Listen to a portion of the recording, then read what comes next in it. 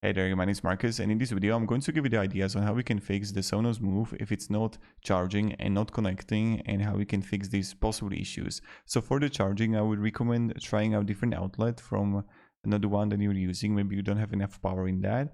And for not connecting, what you can try to do is to perform a factory reset. So maybe this is going to work out also for the charging issue. So first, what you want to do, you want to release it from the base. So put it out from the base like this. And then what you want to do is you can have under the power on button, you can have infinity button. So press and hold the infinity button. And while you're pressing and holding the infinity button, you want to put it back to the base.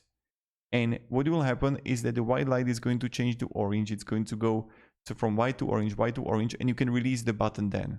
And it will happen, and automatically it's going to reset, and possibly then it's going to work out for you. So this is something that you can try, and maybe it's going to solve the issue, maybe not, I don't know, because there can be an issue about connecting that the router is not really aligned with this product, right? That you have to change the router. Then also on what kind of Wi-Fi you are. So these are the important things to know. So thank you very much for watching, and have a great day, and goodbye.